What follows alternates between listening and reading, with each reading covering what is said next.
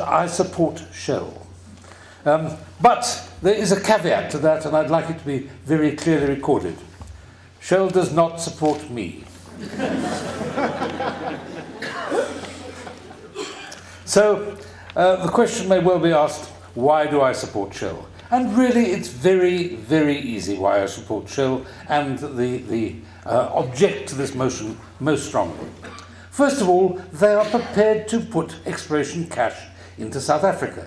Now, we as taxpayers spent an absolute fortune on a thing called Sukor. Sorry, Mr. Chairman, but we did, and it didn't manage to find any gas on shore. It seems very likely that modern technology has found it, and I think that Shell is to be congratulated on taking the risk of putting money in to try and prove that. And that is something that needs to be recognised loudly and clearly.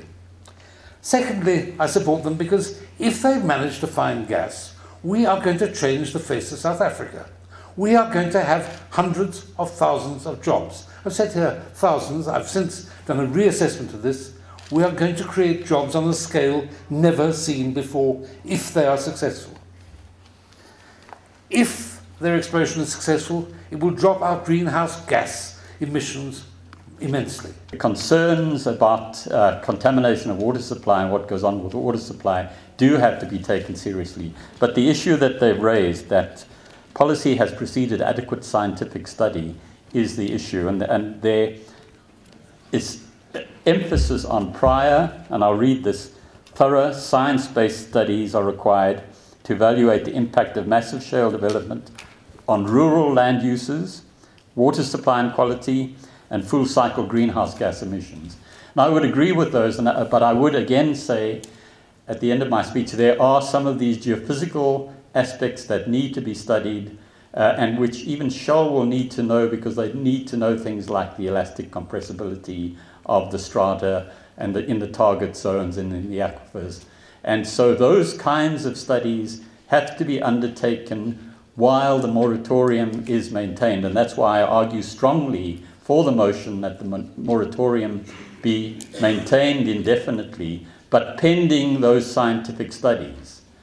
Because I agree with one of the questions that was asked. We need that baseline empirical evidence, and acquiring baseline evidence, certainly in hydrogeology, requires observation over hydrological cycles of several years' duration. This is a conundrum.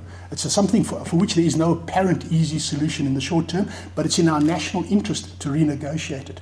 So I think what's going to emerge from this, in fact, is a new social contract. And that new social contract is going to be about the way that large corporations deal with things in South Africa.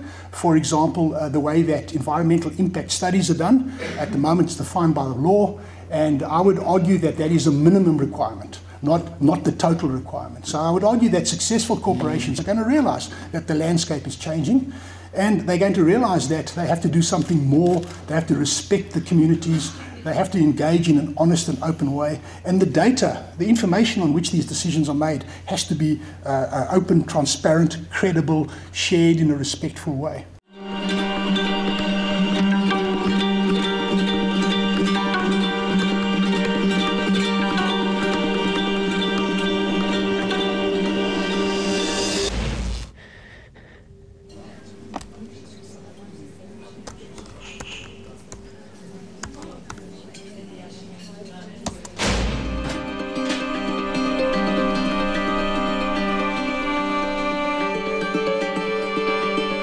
Donate now and give 15 Rand a month. SMS JOIN to 41486.